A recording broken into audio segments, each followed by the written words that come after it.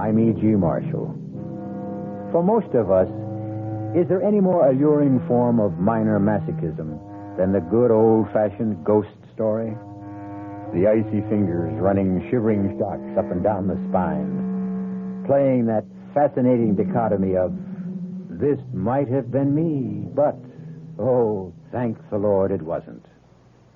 So this ghost story begins with Joel and Jane Trent, early 20s, married 8 months, starting out in life with a future unlimited, except the present unfortunate necessity of counting every penny to make life work and to live in some dignity and comfort. And then, the fabulous break, or what seemed a fabulous break, that marvelous ad in the classified section of the Sunday Chronicle. Joe, I found us a home. Are you listening? All ears. Eminently desirable, 2 bedrooms and bath for the right couple. Fully furnished, sublet for at least 2 years. Please, not before 10 a.m. Sunday, HSM Apollyon, 27 Southwest 62nd Street. So? So what? That's right off Central Park. It'd cost a fortune. I saved the best for the last. Rent, $200 a month. 1 month's security. Oh, there's got to be something wrong with it. Why? It's too cheap.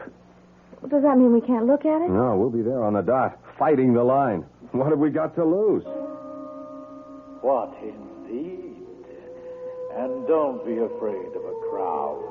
Yours is the only paper this ad will appear in, because it's you I want. One advantage of being a rather special printer's devil.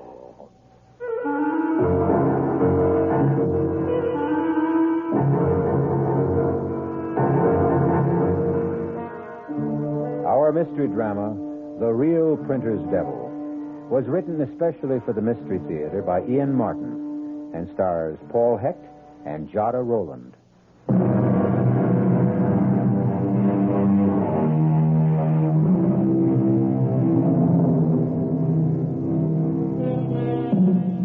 Could there be a more mundane, run-of-the-mill beginning to a really haunting ghost story than 2 young people on the way early on a bright Saturday morning to answer an ad for a sublet furnished apartment? But such an apartment. From their point of view, a steal at the price, at the location, containing everything they ever wanted, a long-term lease, a promise of heaven. But from another point of view, oh, well, that, as we shall see, is the hell of it. The rooms will be small. So, how big are we? It'll be crawling with cockroaches. My best friend's uncle's cousin is an exterminator. It did say 2 bedrooms, didn't it? That's what it said. The second one is probably just a walk-in closet. So, I'll build a fresh air duct to it. A crib doesn't take all that much floor space. Oh, hold it. What's the matter? The baby didn't... No, the baby didn't do anything. It's me. Oh, the way my tummy's revolving, it's lucky there aren't 3 of us here already instead of 2. I'm scared. Of what? Look, 62nd Street. This is the corner. Supposing it really smells. Supposing the price was a misprint. Supposing the John's out in the hall. Suppose someone got there first and took it. No way, no way. It isn't even 10 a.m. yet. Oh, never mind. Let's get going. What was the number? 15? 17? 27. There it is, on the other side of the street. Oh, it's an attractive building. Yeah. Hey, there's a nice little garden around the main door. And it looks so well kept up. Oh, Joel, it just seems too good to be true. Well, come on. Let's find his bell. Ah, here it is. HSM Apollyon. That's our fairy godfather. Don't call him that. I don't care how gay he is. The apartment's all I care about. Press the bell. Okay. Be ready when he buzzes down. Yeah. Oh, why doesn't he answer? Maybe he's in that John down the hall. Oh, you... Enter, my love. Oh, I love the carpet. Bittersweet. I hope nothing I said hurt his feelings. Well, the elevator's waiting. Let's get it over with before I faint. I have a few butterflies myself. Got the floor number?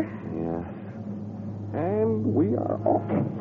Everything's so clean and efficient. Well taken care of. You sure it wasn't East 62nd? No, look, here, 27 West. I hope it's not too high up. What floor is it?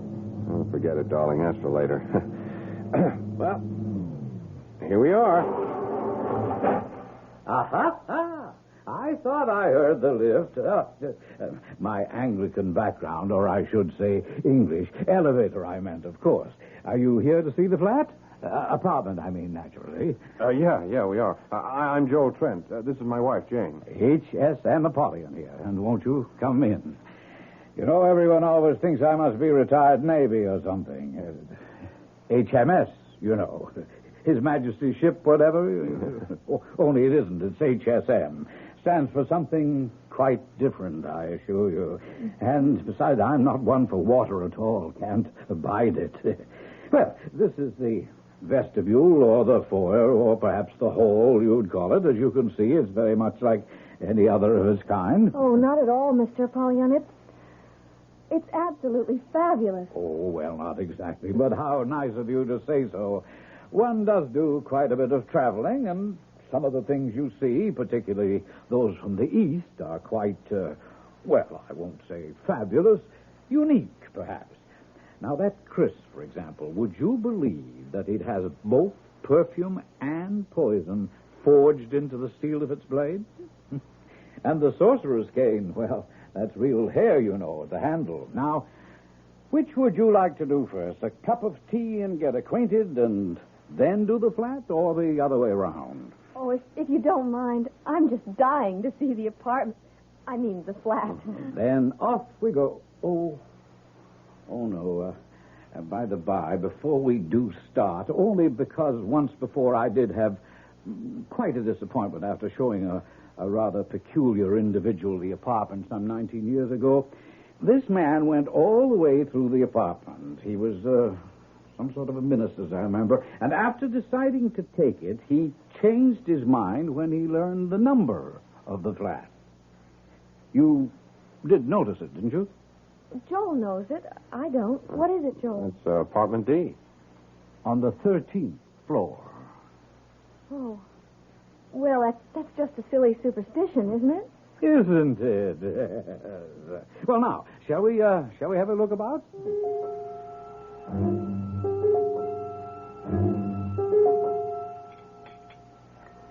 Do you take sugar with your tea, Mrs. Trent? 1 month, please. But really... Mr. Trent, or would you prefer something stronger? No, tea's just great. 2. Lumps, I mean. How about milk, Mrs. Trent? No, thanks. Neither of us. But really, Mr. Apollyon, this is awfully kind of you, but we must be holding you up. I'm sure there'll be loads of other people in answer to your ad. Well, they're not here yet, so we can enjoy our tea, eh? Besides, my dear, I have a sneaking suspicion that... your cup, Mr. Trent. That not so many people are going to turn up in answer to the ad. For a dream apartment like this, I can't believe that. I was surprised there wasn't a line a mile long. Well, how nice both of you are. You know, I've really taken quite a fancy to you. That's very sweet of you. Yeah, thanks. Thanks a lot. It's so difficult today to find young people with all the good old-fashioned virtues. What am I saying? It's been very difficult for generations. So for my purpose, you're quite ideal. I don't quite understand. Oh, I thought I'd made myself quite clear. You're just the people I want in my apartment. That is, of course, if you're interested. And if there's anything I can do to make it more attractive to you. Attractive? Well, the whole place is just a dream. It's the sort of place Joel and I made up dreams about living in after saving everything we could make for the next 10 or 20 years. And now to think that at a price we can afford, we can start living that way right now. Oh, dear me. Now, I didn't mean to upset No, you. she's only crying because she's so happy. You see, you got to excuse her. It says in the book that women in her condition sort of... Uh-oh. Oh, Joel. Oh, it just slipped out, Jane. Women in... We just thought we'd have trouble finding something we could afford, and we wanted to have plenty of time. Aunt Gertrude's place in Mount Vernon just doesn't have room for all of us now, let alone... Why, you're going to have a baby. Well, now, isn't that nice? My congratulations. It's a sort of a bonus in a way. You mean you don't mind babies? Mind? I love them, just adore them. You can't know how much extra pleasure they afford me. Gee, that's great. What did you mean, a sort of bonus? Oh, that. Why, to think of being able to use the crib and the baby bath and all those things I once bought for a tenant and his wife and baby who were unfortunately lost in a plane crash on the very day they were to move in. Oh, how awful. Yes, snatched away from me at the last moment. Oh, I don't mean that the way it sounds. You see, I've grown almost as fond of them as I have of you. Now, we must get down to business. I'll have the bed taken out of the small bedroom and set up the crib for you. And when could you move in? Why, the sooner the better. At your convenience, of course. Oh, if I told you my convenience, my dears, I'm sure I would shock you. Try me. Well, today. This minute, this afternoon. If at all possible, not later than 6 o'clock. You shocked me. I know the ad said immediate occupancy, but I wasn't quite expecting let it me this soon. explain. I had a tenant, you see, a most interesting man, a sort of a Billy Sunday, you might say. Fascinating challenge. Challenge? Oh, well, I shouldn't admit it, but I feel I know you both so well, even after the short acquaintance. Do you know, I've traveled a great deal, and I've never been able to resist the inordinately evil things that men have dreamed up as the centuries went rolling by. The grimoires, the devices of the Inquisition, our own New Englanders. Well, I bought all sorts of quite horrible things. Pictures, instruments, statues, charms, and so forth. I keep them all hidden away in that big closet at the end of the hall. Oh, that's the only thing that's off limits, by the way. I keep it locked. Oh, that would be perfectly all right. There's plenty of other closet space. And you wouldn't be interested in this awful stuff anyway. As I said, this man was a minister, so I thought I'd really give him a start. So, I replaced everything and hung up all this perfectly awful stuff. Oh, quite bone-chilling and terribly evil. But why? Well, I wanted to see his reaction, so I thought I'd scare him off. And naturally, you did. Good gracious, no, he loved it. Couldn't wait to move in. But someone greater than us solved the problem. Unfortunately, he was taken from us with a heart attack. Oh, the poor man. Yes, actually, he never realized how fortunate he was. Oh, but I didn't mean to depress you. Let's get back to all the fun and practical things. Now, I have some urgent business in the Near East, and I've booked an overnight plane for tonight. If I could possibly make that. Joel, there's no reason why not, is there? You have the money. Yeah. And we'd have the time to run up to Mount Vernon and back and get enough clothes to settle in. Then we could bring the rest later. Well, I guess it might be arranged. By the way, what business are you in, Mr. Apollyon? Oh, that's a little difficult to explain. Rather like the import and export business. Oh, you deal in objet d'art. In a sense, yes, but perhaps a better word would be subjects. But to get back to our business, if you have the rent and the security with you, we'll exchange them for the keys, and sign the leases, give you a thorough briefing on the entire apartment, and then I can be off just as soon as you return. Well, Mr. Joel... Oh, forgive me, but at my age, I think I can take the liberty to use your first name. I'm a rich old man with no children, and money is no object to me. Now, if the rent is too high... $200 a month for a two-bedroom apartment furnished like a palace? Why, it's... Hush, hush, hush, hush, hush, hush. Now, it's all I want from the right people. Besides, there is one little catch to the whole thing. Oh, dear, I hope it won't prove too much of a problem. Oh, catch? Yes, I'm afraid so. Are you by any chance afraid of cats, Jane? Cats? No, I love them. So does Joel. In fact, we've been thinking of getting one. Oh, well, now that is a relief. You have one. And such a cat. Pure Abyssinian and the delight of my life. He's the only reason I must always find just the right tenant. Can we meet him? He might not like it. Oh, have no fear about that. Smokey, that's his name. Smokey, he loves everyone. Well, where is he? I'm dying to see him. At the moment, he's at Le Chasseron, being attended with loving care by Pierre and Christophe, so he will look his very best for his new conquest. Conquest? You, my dear. Oh, I promise you he will win your heart and soul when you meet him on your return.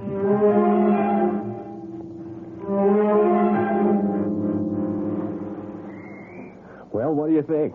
Oh, darling, it's marvelous. Just what we need. Yeah, and just what we can afford.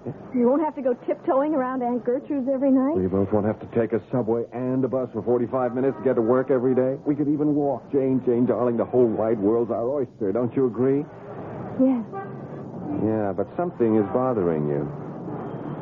Oh, I know it's silly. It's just that... That's 13. Why couldn't it have been 12 or 14 or any other number? Now, you're not going to let something silly like that bother you. You know how superstitious I am. I just have such a funny feeling. Maybe it's the number made it so cheap. Maybe we ought to be grateful. I sure hope we're going to be. I guess we're in it now. Jane, you and me just made the damnedest deal in the world.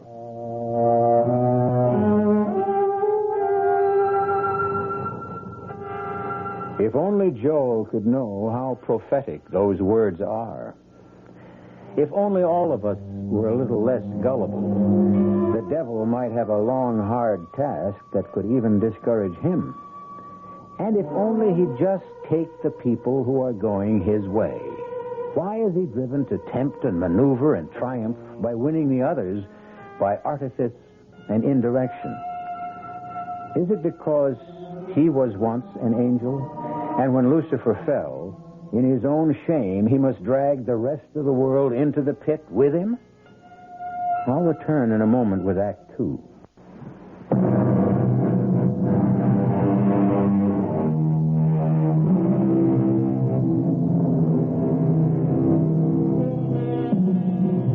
Rocking in her chair, the bright hook flashing as she crocheted away at another rug, Aunt Gertrude found it hard to share completely in Joel and Jane's bubbling enthusiasm.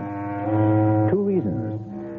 One, she knew how large a gaping hole they would leave in her lonely life. And two, Aunt Gertrude was a pragmatist. You say only $200 a month for that apartment. Where shall I put my baseball spikes? Oh, Lord, do we have to take those? What did you say, Aunt Gertrude? Well, I just can't get over the price. It's a giveaway. I know. But we do have to take care of the cat. Oh, my, such a chore. Open a can twice a day. Don't forget the litter pan. Now, don't change the subject. Tell me, what's wrong with the apartment, I wonder? There's something fishy. Auntie, you had Bob Anderson go over the lease with a fine-tooth comb. And he's a real estate lawyer. Oh, I'm quite satisfied with all the legal aspects. It's just, I don't know, something else gives me a funny twinge in the left shoulder blade. Used to be a kind of storm warning. Well, now I guess it's just arthritis. Don't worry about us, Auntie. And please don't have any doubt. Why, have you been having For some... the love of Mike, would you two Cassandras, would you lay off? Here we have the break of a century. Oh, you're quite right, Joel. I guess I'm getting so old that the milk of human kindness is beginning to sour. Now, I feel just like both of you. It's just too good to be true. And to be practical, it does solve all our problems. There really isn't room for the three of us in this tiny apartment of mine, and when the baby comes... Like the clowns climbing into the midget car. Oh, yeah, well, I'm going to miss not being part of bringing up that baby, though. Oh, you'll have plenty of chance. I'm going to leave that bed in Baby's room as well as the crib. Besides, there's a huge couch in the living room. There's the cab. Oh, brother, are we all packed? Yes. Well, I guess this is it. I'll take the heavy suitcase out first. Oh, it's going to seem strange with only one instead of three. At least we're not changing numbers. Well, the cat makes 3. He's pretty special. He's an Abyssinian. Oh, what's that? Oh, they're gorgeous. Looks like a Siamese with blue eyes and a lovely gray coat, like the gray in chinchilla, only shorter. His name is Smokey. Come on, Jane. He ruffled the bustle. Our chariot's waiting. Oh, wait a minute. I need the phone number. Jane, take a couple of the shopping bags out, will you, honey, while I write it down for Andy? Sure. Only how did you get the number? I forgot all about it. I took it off the bedroom phone. Let me see. 313. 1313. Oh, my, that's a terrible number. Especially after apartment 13D. Janie doesn't know it yet. I want to break it to her slowly. You superstitious people. Oh, I got a twinge in my shoulder blade now like I was bit by a horse. Who was bit by a horse? No one, dear. Come on. Grab the rest of this gear before our impatient hacky runs out on us. Come on, be right out. Oh, Jane, I'm going to miss you. Oh, me too. So will Joel. What the heck? It's not the last time we'll be seeing each other. Don't forget we're having dinner Thursday night at the New Dig. Oh, that reminds me. Just in case I forget the address, can I have your copy of the newspaper? Yeah, oh, no, I left it downtown. Oh. Don't worry, I picked you up a fresh copy. The ad is on page 37, column 5, first one in furnished apartments. Now, look, this really is goodbye. Let's go.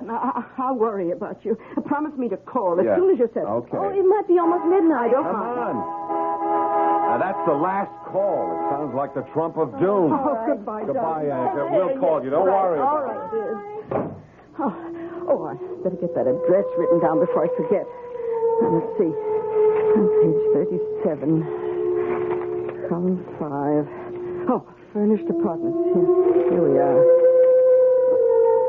Oh, that's very strange. The ad isn't in this paper. There's no ad at all.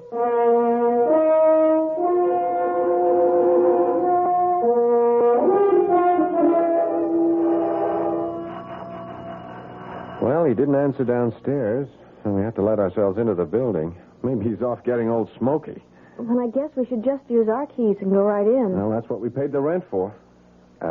You want the honor? Oh, no, I'm terrified to let go of this bag with the eggs in it.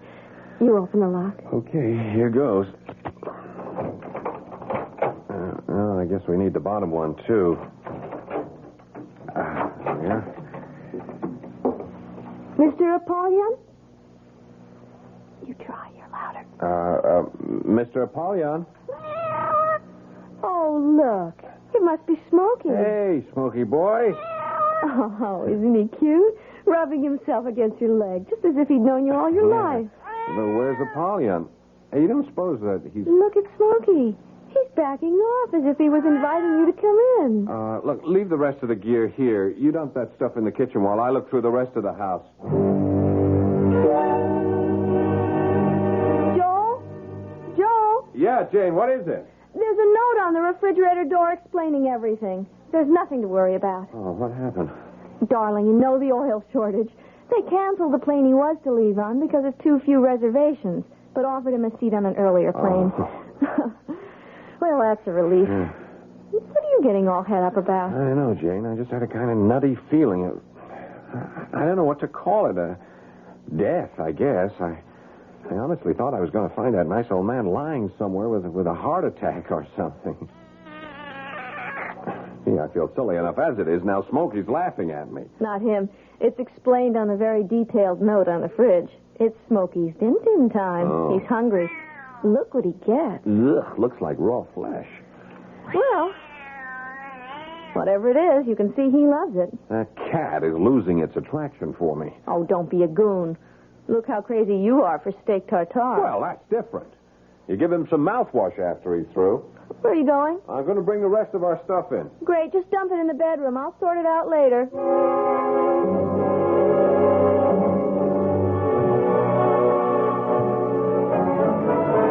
Oh, that was a wonderful dinner. Oh, ought to be. Took long enough. What time is it? Gee, I don't believe it. It's just midnight. Oh, it's been a long, glorious, wonderful, relaxing... What's that? I don't know. Joel, that was a shot. No, don't be silly. She walked out on him and shut the door. She? Or he, someone. Didn't old HSM give us a rundown on our neighbors? Let's see. According to the bulletin he left on the fridge door, upstairs, no problem. A very ancient hermit who winters in Florida and seems to estivate in summer? What's that mean? Advantages of a classical education. If you sleep through the winter, you hibernate. If you sleep through the summer, you estivate, from the Latin estivare. And I thought the Greeks always had a word for it. No, I'm pulling your leg. I haven't the faintest idea what it is. What's the poop on our other cliff dwellers? Let's see. A, across the hall is a widow who just left on a round-the-world cruise. B, next door is a couple of swingers who never seem to be home at the same time. And next door are two young kids he thinks we'll like, who go to the movies and theater a lot. Okay, I'll blame the noise we heard on the swingers. Let's hope that's their last contribution for tonight. Well, we're forgetting the dishes tonight. Oh, good. We're going to bed and pull the covers over our heads. It mightn't be a bad idea. Okay, let's go. Well, what are we standing here for? We are not just standing. I have my arms around you, and I'm loving you, and I'm wondering if maybe I was just the most trusting, gullible dum-dum in the world, and maybe you should fetch me a smart karate chop to the left temple. What are you talking about, my darling idiot? I'm just wishing your darling idiot hadn't taken all our dough and paid it out in cash for security and the first month's rent. How's the bed? Like floating on air. Then look a little happier. I'm just remembering I forgot to call Aunt Gertrude. Well, you can't call her now. It's after 1 o'clock. Hey, where are my pajamas? In the old beat-up case on top. Toilet stuff, too. Oh, but before you do that, could you do me a favor? Sure. I forgot my calcium pill. It's with all the vitamins in the kitchen. Okay, I'll be right back. Oh, Lord. Please don't let me have made a terrible mistake. I loved this apartment so at first, but now... Joel? Who's that? No. Please. Oh, Smokey. Oh, what a start you gave me jumping on a bed like that. Oh, you mad at me? Why are you looking at me like that? Did I forget to say goodnight? What is it? You want me to come somewhere? Oh, maybe I should have given you some milk. All right. We'll take care of it. No, the kitchen's that way. Not... Where is it you want to go? Joel, come here. I'll be right there. What is it, honey? It's Smokey. Look at him. He came and got me and led me here. And he seems desperate to get into this closet. Well, that's the one Apollyon has all his little ghoulish treasures tucked away in. We couldn't open it anyway. It's locked. Try it, just in case. There may be something of Smokey's that got locked in there by accident. Okay, here goes. Oh. Oh, how terrible. How terrible. And vicious. And unspeakable. And vile. Oh, no wonder that mess. Oh, Joel, close it up. Oh, just shut away that horror. Oh, for God's sake, take me to bed and help me forget I ever saw it. Okay, honey. What about Smokey? Whatever it was, he found it and ran. Close that door up. Shut it. Oh, I wish I could think I'll ever be able to shut it out of my mind. No wonder I thought this was all too good to be true.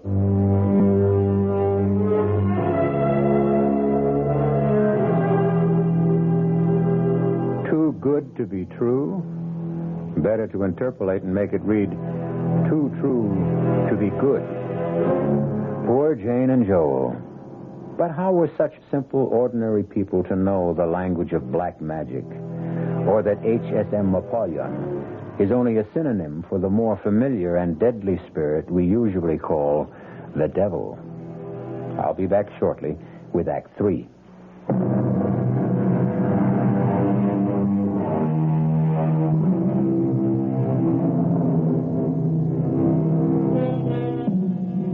A short and classic definition of tragedy is the downfall of a noble person whose character is flawed by a single weakness which causes him to break a moral law, which leads to his destruction. But how much more tragic is the destruction of the innocents, particularly when they happen to cross the path of someone who makes their disaster equally inevitable. Which brings us back to Joel and Jane Trent. Jane?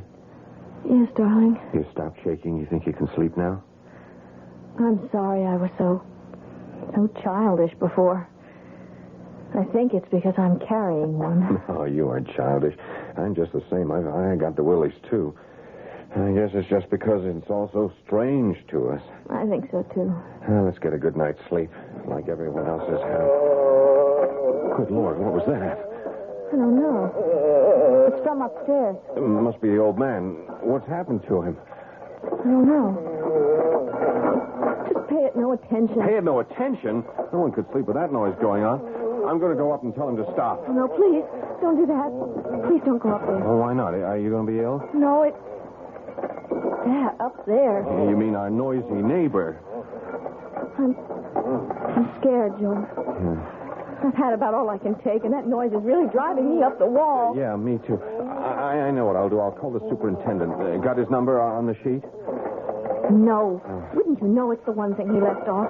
It's just his apartment number, 1A. Oh, yeah. Look, I'll take a run down in the elevator and get him to come back up and see what's going on up there. Will you be all right alone? Yes. No. Oh, Joel, I don't know what's the matter with me. I'm not usually like this. I don't know what's got into me. I do. What? My son and heir. Oh, you male chauvinist. Just because she's carrying a baby doesn't mean a woman has to act like one. I'm sorry. I know, honey. Look, I'll tell you what. I'll just take the elevator up there, and I'll find out what's going on myself. Oh, no, you don't. You don't know what you'll be getting into. Go get the super. His name is Bill Joseph, 1A. All right. Well, let's stop that somehow. Oh, well, here's your protector standing guard by the door. Go on in, Smokey. Keep Mrs. Trent company. I'll be right back.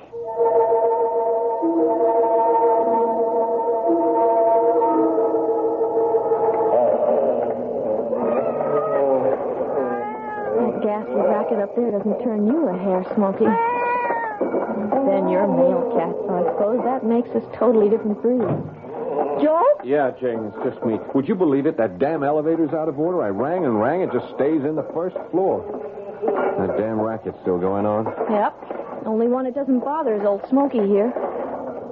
Joel, are there fire stairs? Yeah, but I'm not going down any 13 flights just to find a locked door. All the doors, even ours, have a safety lock on them. What are we going to do? Well, first off, I'm going upstairs to tell Barnacle Bill, or whatever his name is. It's Nemo. Oh, like Captain Nemo in 20,000 Leagues Under the Sea?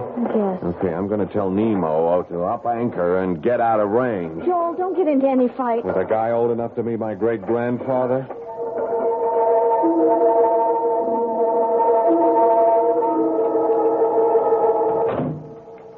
Joel? Yeah, it's okay. It's me, Jane. Half a sec.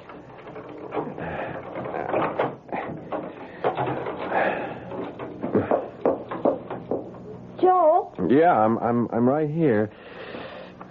Well, what did he say when you got him to open the door? What was he doing? I don't know. He didn't open the door.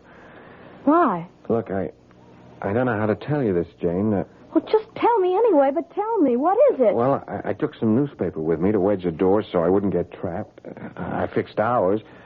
Then when I got to the top of the stairs, it was a different kind of door. What do you mean, different? Well, it was, one of those heavy steel fire doors with the big, heavy strap bars you slide home. So why would 14 have a different kind of door from ours? Because...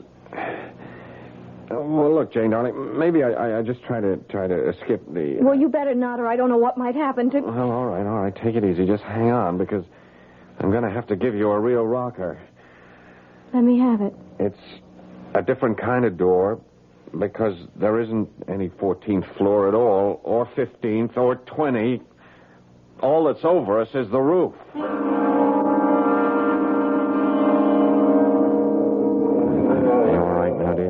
What's that you've been giving me? Oh, Brandy, I had a good jolt myself.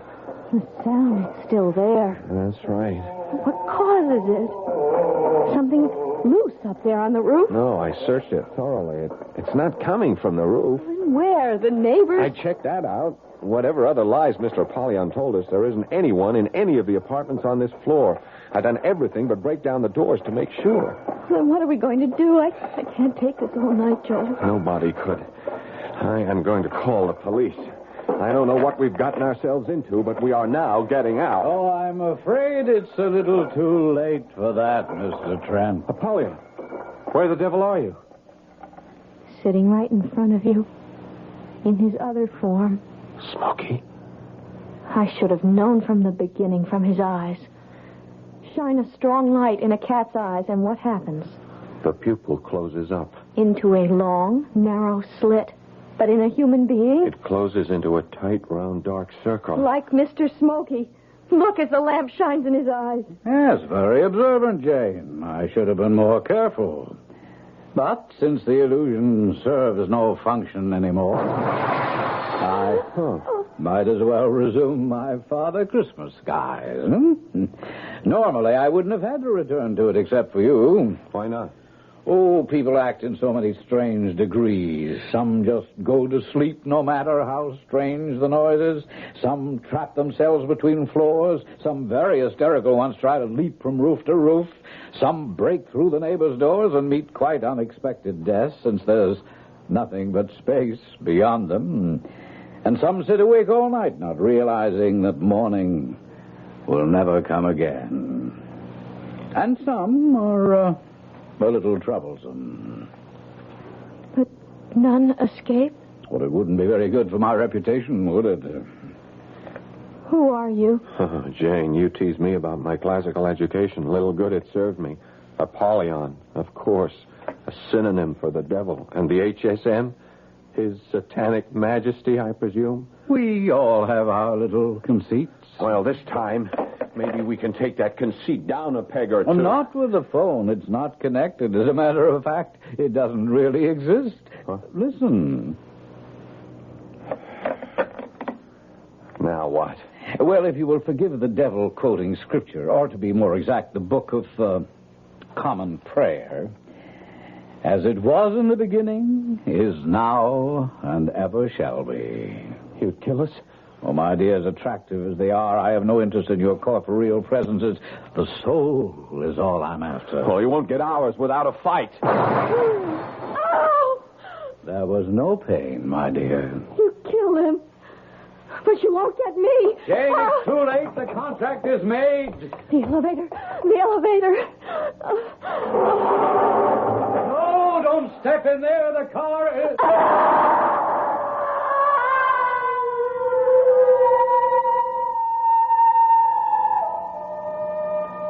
Now, why didn't she wait for me to tell her the car was still on the first floor? Poor, crushed little sparrow.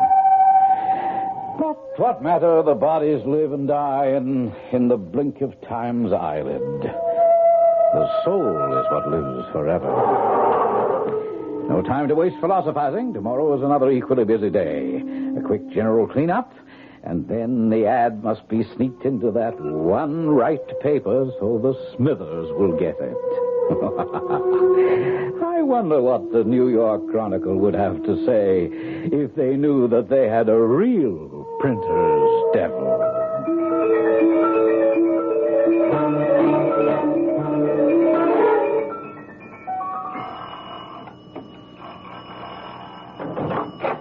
Yeah? Oh, look, my name is Gertrude Conway, and my niece and her husband are renting Mr. Apollyon's apartment. Now, I've been trying to call them ever since last night, and I have now not only been informed by the telephone company that there is no such number, but that there could be no such number. Also, Jane, my niece, she promised to call me if I didn't call her, and even if she thought last night was too late, she would have called this morning. You see, she's going to have a baby. Oh, well, then maybe she went to a hospital. In the middle of her second trimester. Huh? The baby is less than 5 months old. Oh. Still, you It know, doesn't matter anyway. Now, I've checked with all the hospitals, and she has not been admitted. Now, I'm worried something may have happened.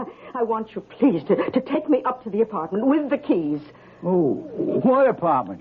Mr. H.S.M. Apollyon, who sublet it to them. Lady, we ain't got no Mr. Apollyon on it, or whatever his name is in this building. Oh, certainly you have. This is 27 Southwest 62nd Street, isn't it? Sure, that's right. Oh, very well.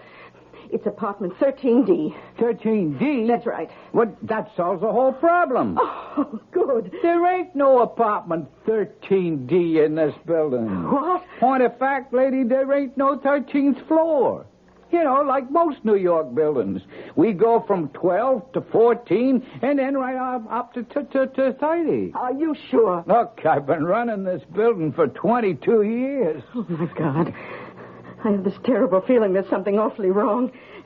Nothing unusual happened around this building last night or in the neighborhood. No. Quiet as a church, ma'am. Not even a mugging.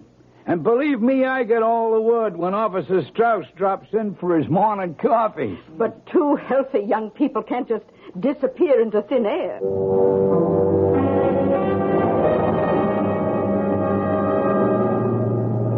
What was the floor, George? 13. Good thing we ain't either of us superstitious, huh? Yeah, not at this rent. Look out for the catch, huh? Don't worry. You just trust me. Aha! I thought I heard the lift. My Anglican background, I should really say English, actually. Elevator, I meant, of course. Are you here to see the flat? Apartment, I mean? Yeah. I'm George Smithers, and this is my wife, Violet. HSM Apollyon here. Everyone always thinks I'm Navy, but I'm not. It isn't HMS, you see. HSM stands for something quite different. Oh, yeah. Well, do come along in. I'm sure you're dying to see the apartment, and I can promise you I won't disappoint you. 2 more sacrificial lambs to the slaughter. Their doom, of course, is sealed. But, as Mr. Joseph says, so many people disappear in a big city every day. Not quite in this way, of course. But I suppose you can never be too careful. The sad trouble is that, as Elizabeth Barrett Browning said, the devil is most devilish when respectable. I'll be back shortly.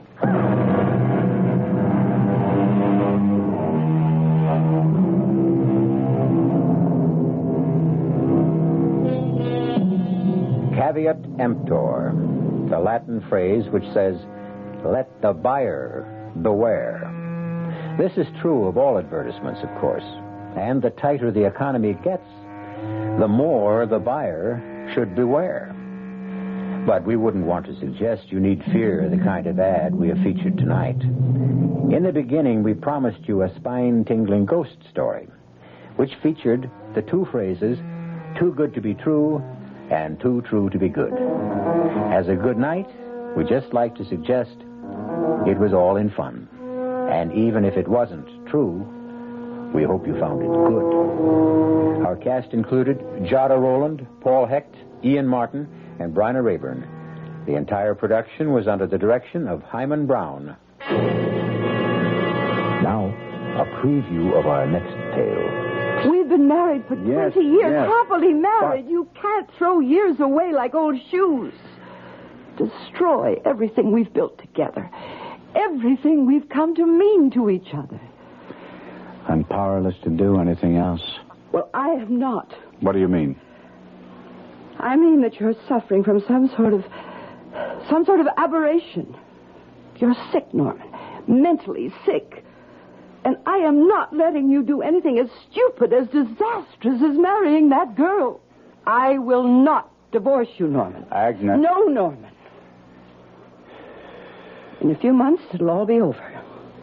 This sudden romance of yours will be dead. Stone cold dead. No. In a few months, I will be stone cold dead. Radio Mystery Theater was sponsored in part by Buick Motor Division and Anheuser-Busch Incorporated, brewers of Budweiser. This is E.G. Marshall inviting you to return to our Mystery Theater for another adventure in the macabre. Until next time, pleasant dreams.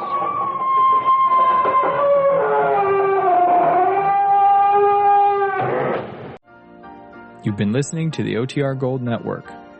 Find more classic radio at otrgold.com.